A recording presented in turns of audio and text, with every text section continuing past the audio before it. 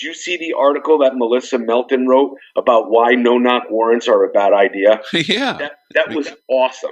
Well, I could not have said it better myself. But when you have a society that is being trained on rat out your neighbor, it started, a couple of decades ago with on the local newscast all over this country, where they'll have, somebody was in an auto accident or somebody was assaulted.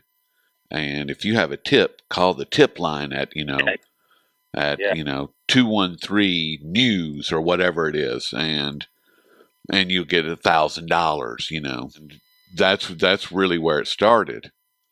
And that was the subtle form. Now they've moved into the ram it down your throat form of see something, say something. And so as far as a person having a gun tattooed at their waistline, I can see where people would overreact because they're overly stupid, first of all. And second, that's what they're being told to do. And as you and I both know, that's what they do. They do exactly what they're told to do. Howdy, folks, and welcome to the Daily Coin. My name is Rory, and I am here once again with my trusted co-host, Mr. Mark S. Mann. How you doing, Mark? Hey, Rory. Hey, everybody. And we have a great show lined up today. We've got a couple of different topics that we're gonna get into. Mark has actually put together an awesome document that he's going to go over, and it's called Operational Security as a Gun Owner, and he's going to go through that. I'm probably going to jump in in a couple of spots and give some commentary as well.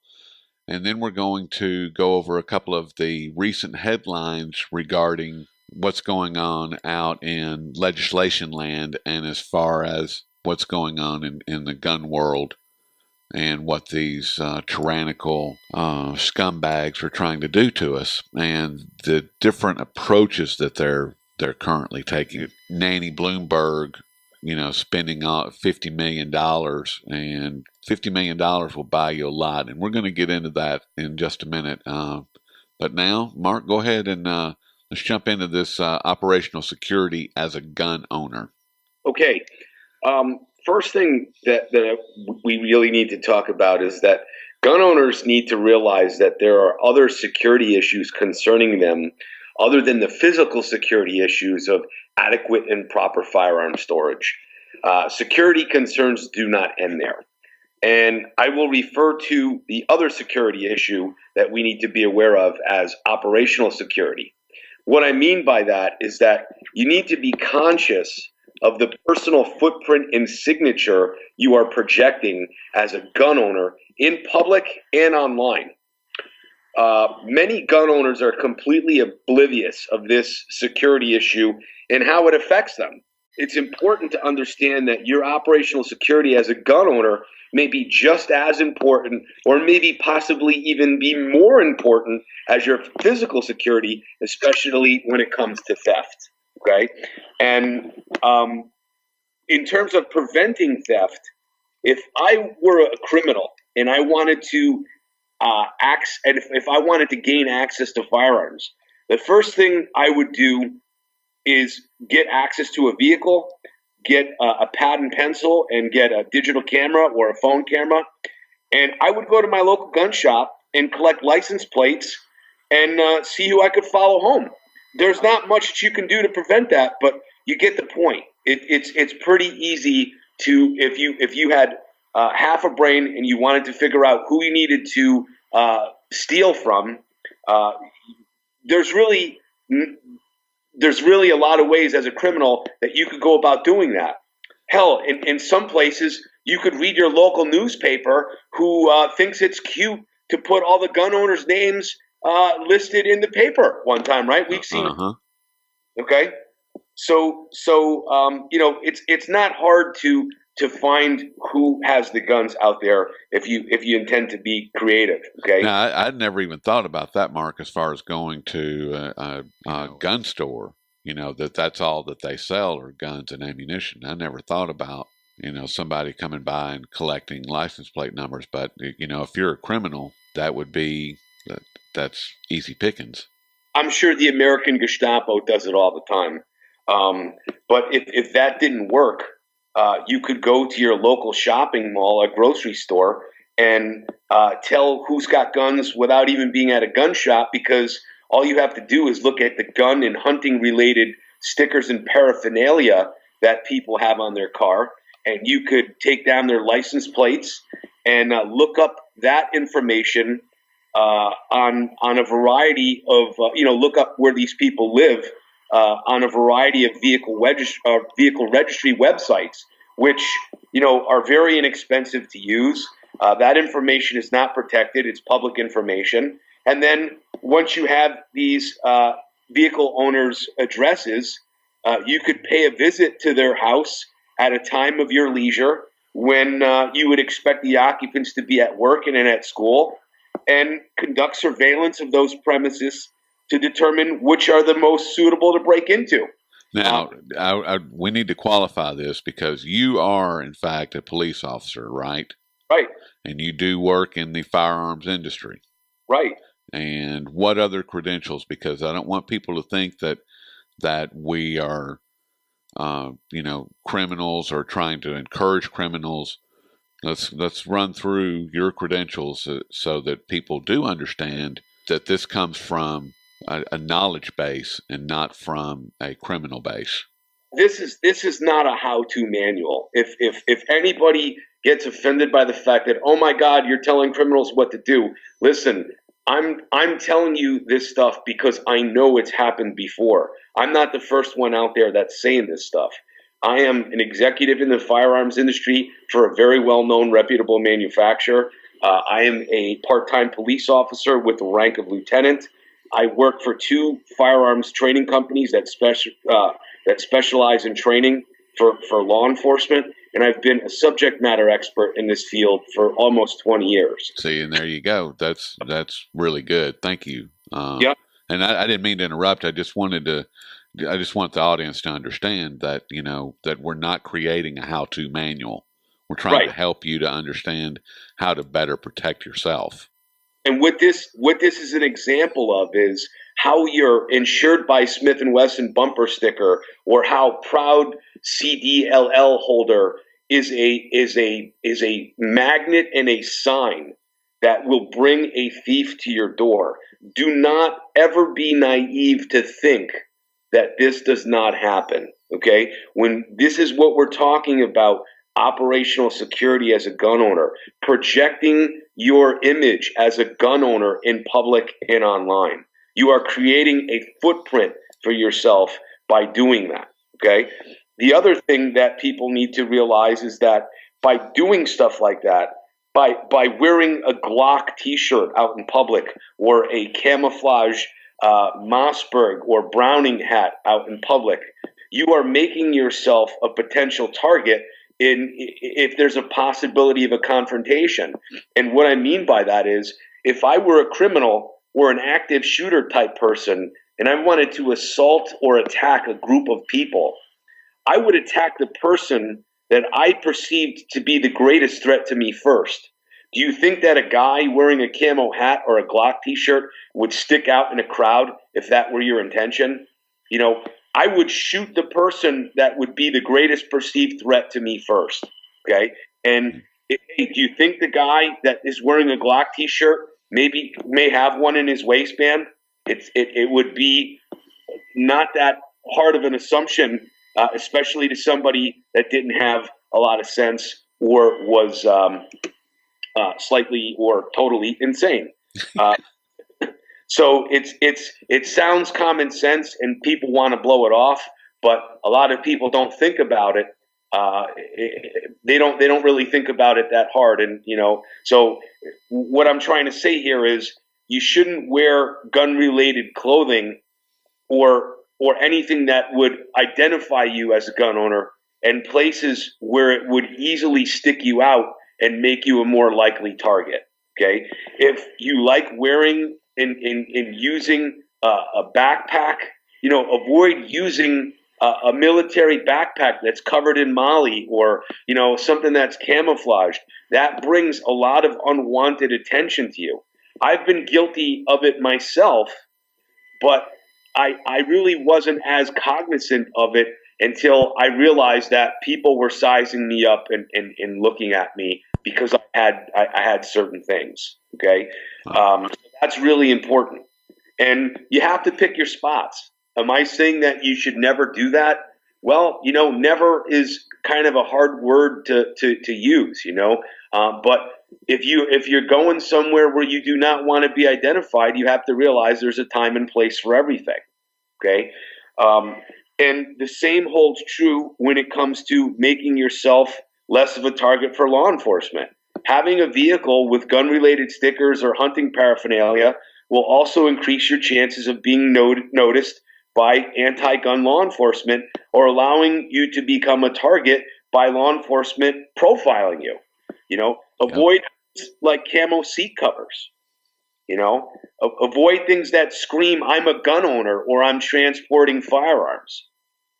As the political climate changes, you want to keep as low of a profile as possible in order to be free from harassment by overzealous police officers who are anti-gun.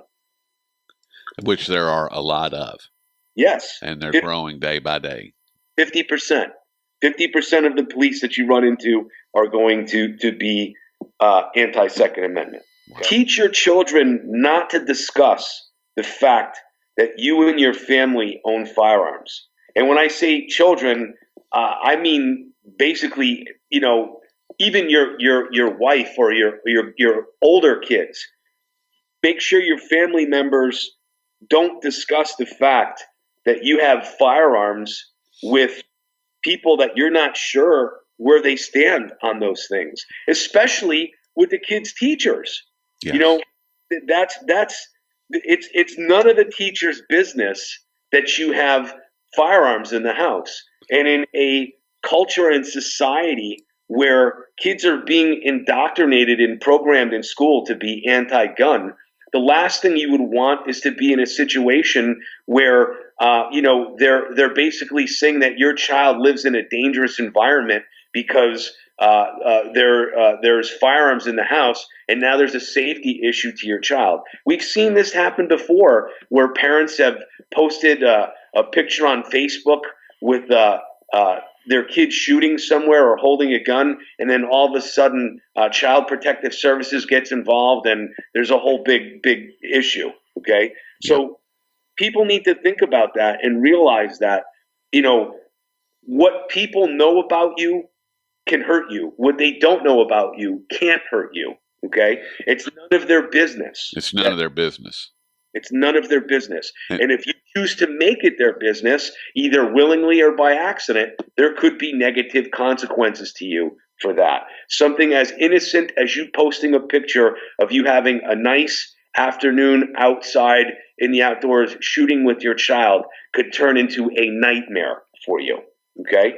Well, and I had to explain that to my wife, because what happened is that she was having conversations with some of her friends, telling them things about different situations that we had going on at our house.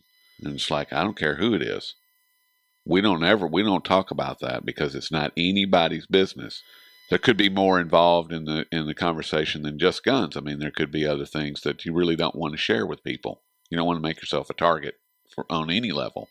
One of the other things that we should really look at is, transportation of your firearms when it comes to operational security, loading them and unloading them from your vehicle. Try to do that from free of as many prying eyes as possible. Nosy neighbors or passersby on the street or in vehicles. Try to do this through a garage or by backing the vehicle up to a door, or try to do it in times of possible darkness, if possible, when and where practical. Meaning, hey, if you get home from the range and it's 5:30 at night and it's going to be dark in another half hour, go inside, wash up, have some dinner, and come back out and get them when it's dark. Try to purchase gun cases in range bags that look inconspicuous. Avoid bags and cases that are camouflage or solid military colors like OD green and tan. Avoid cases that have the name of a firearms manufacturer on the case or the bag. Don't have a gun case that has Ruger splashed on the side of it. These are dead giveaways to even the untrained eye that you are transporting firearms. If you have a gun case that says Smith & Wesson or Remington on it, most people know what that means. You don't have to have something that screams what's in the bag. It's not going to help you. The other thing that we can talk about on this subject is the footprint that you leave online. And this is getting harder and harder to do. And for some people, it's just not practical depending on where you live. But you need to be cognizant of the fact that it is an issue. And what I'm getting to is the fact that you can leave a footprint online when you're buying gun and firearm related parts, accessories, ammunition. People need to try to reduce their online fingerprint to make it harder for the powers that be to know exactly what you have. When possible, try to use cash at gun shops and retail locations instead of using your credit or debit cards. We know that the information from credit and debit card purchases is stored and analyzed. So don't make it easy for them to do that. Think about that. Who needs to know that? So don't make it easy for them to do that. In closing on this, there's a lot of things, there's a lot of scenarios and things that we can talk about, do's and don'ts. But I'm saying these things so people get the big picture and they start to think about these things where they may be practical or not practical practices for them to follow. Okay. There's going to be people out there that would say the things that I've mentioned here sound paranoid. Okay.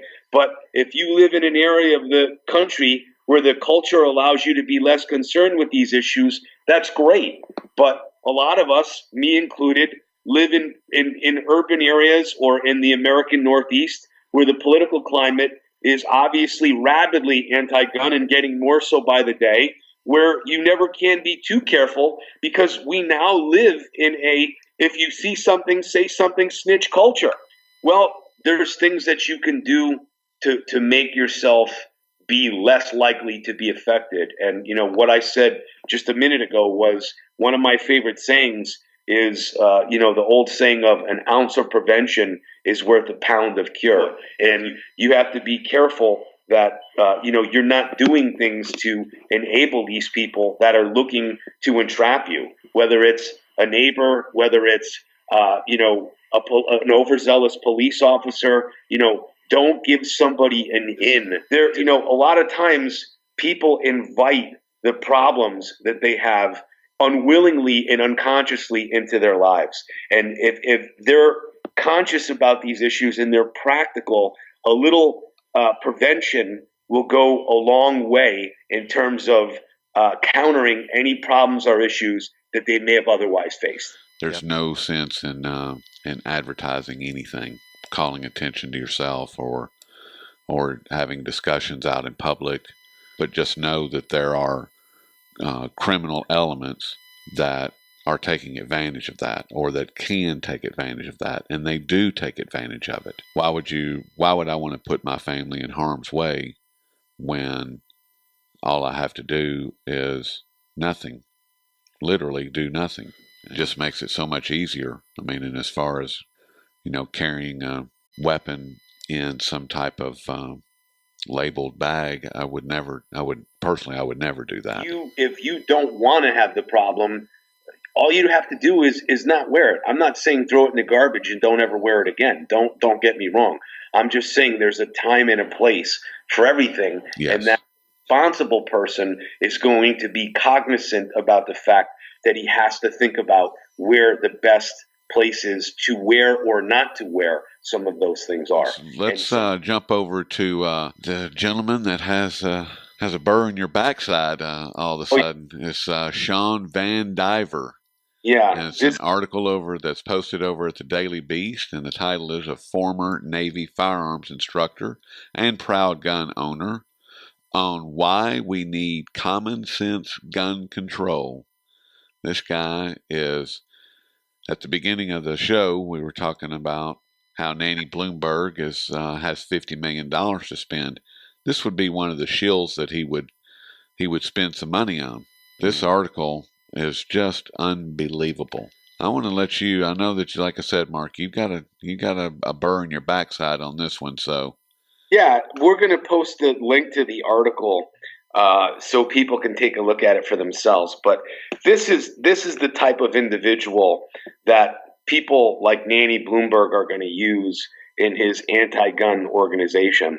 And I this morning wrote an email to Mr. Van Diver calling him out for the bullshit that he published in this article. And this is a perfect example of somebody who has credentials in law enforcement, who totes himself as a responsible gun owner, as a proud gun owner, yet he's out there making all kinds of ridiculous recommendations to what responsible and sensible gun control would be.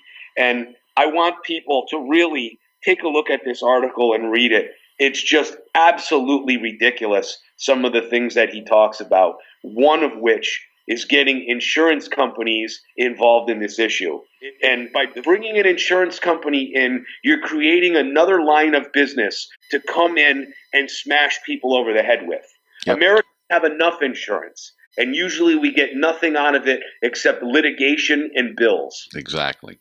Okay. And one of the things that he says that I really take exception to is, and I'm just going to read this, and it's and this is quoting from the article, and it's prudent limits need to be imposed. We should consider putting a cap on the number of firearms purchased for personal use. Allowances could be made for licensed gun dealers, but home protection and hunting don't require individuals to keep an arsenal.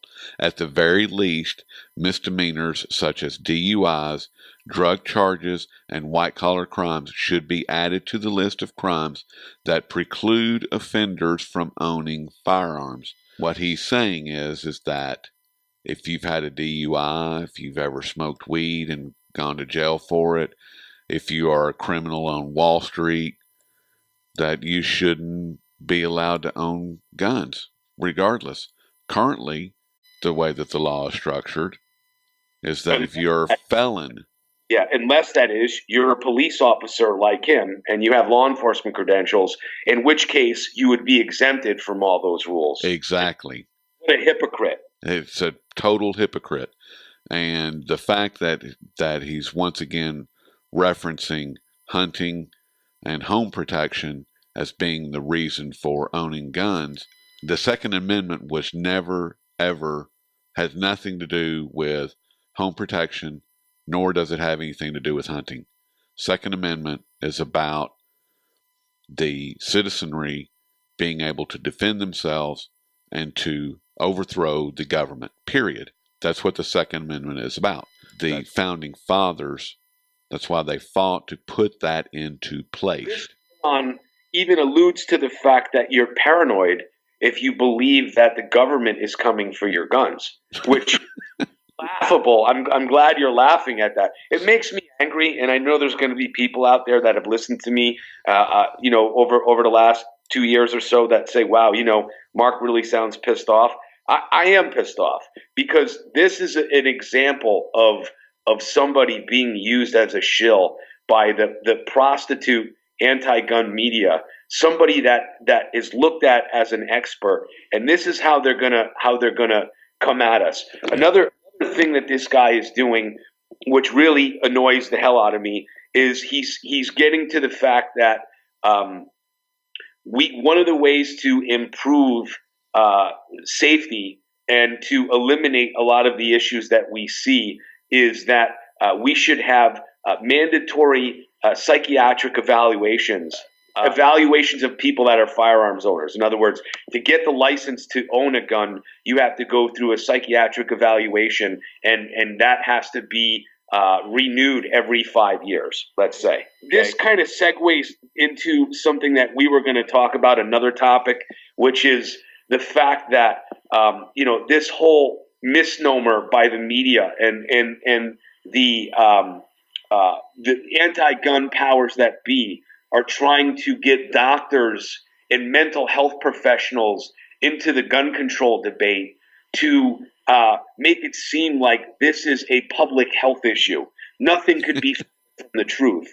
Okay, the issue is that a nation of laws does not punish law-abiding citizens for the actions of criminals and insane people. You're not going to hold the law-abiding citizens responsible for criminal misdeeds. Anybody that doesn't see that, we're just wasting their breath having the discussion, because you cannot punish the rest of society for the criminal misdoings of a tiny percentage of the overall people. And I'm glad you brought that up, because it is what we're talking about is a very tiny percentage of criminals, the criminal element, in comparison to, like you said, it's 300. There's 310, 315 million people in this country, and you said 300 million guns, over 300 million guns. Less than 0.5% of the populace of this country would be considered criminals. Why is it that these people are always the ones that get all of the news? I mean, I understand they're breaking the law and we need to pay attention, but they're not. They shouldn't be the ones that are dictating everything that happens. They should not ever dictate what happens in my home. You don't pass laws against law-abiding citizens because of the actions of criminals. Well, the thing that I want to point out too is, if anybody takes the time to look at this guy's article, my question to him is, how would this eliminate the possibility of anything of any of the things that you're worried about happening? Do you think that your local gangbanger or any of the people that are committing these crimes are going to say, oh, well, you know what? I just realized I'm a week past the deadline for my psychiatric evaluation. I better go and get that taken care of. I mean, it's ridiculous. None of these things are going to bring back anybody that was killed. And we have already seen in American history where prohibition doesn't work. You're not going to get people to stop doing anything. All you're going to do is open a black market and criminalize people. And I wonder if that's really their intent. Because, hey, if you want the unlimited power to be able to go in and do no-knock search warrants on anybody's house that owns a firearm, just criminalize them. And presto changeo, you have millions of felons that you now have an excuse to go and kick their door anytime you want. There you have it. So a responsible society does not punish the law-abiding citizens because of the criminal actions of a tiny fraction of the people. This is the reason why we bring this up, folks, is because you're going to see more and more idiots like this guy, Van Diver, coming to the forefront. I think we're going to see more and more stuff like this in the future from guys like this, who are put out, hey, I'm a gun owner. Hey, I have all these credentials, and this is why we need to do this kind of stuff. Yes. I just think that this is the type of person that people like Manny Bloomberg are going to recruit to do their bidding. And, $50 million is a lot of money to throw around, and you could definitely sway a lot of public opinion with people that have those types of credentials. So I think it's something that, we really need to be cognizant of. And I couldn't agree with you more, Mark. I mean, we've got to be aware of what's going on all the time, not only with our personal lives, but we really need to be on the lookout for these types of articles that are they're just going to be everywhere. And these people are going to be on television. They're going to be literally everywhere. There's two in one day with just 5 minutes of scanning the headlines. Okay, so the general public is going to be bombarded with this stuff over the next 2 years. They know that they're not going to get any traction with this during an election year, this interim election year, and they're going to push really hard for this in 2016. Make no mistake about it. They are reorganizing themselves and getting ready to put this effort together for the future, for the near future. Near future. Very big push in the next 2 years with this stuff. Exactly. Right? And on that, I'd like to thank everybody for tuning in. Do share this video if you like it. Comment if you like it. If you don't like it, comment. Otherwise, we'll talk with you very soon. Thank you so much. And thanks, Mark, for your time. I really appreciate it.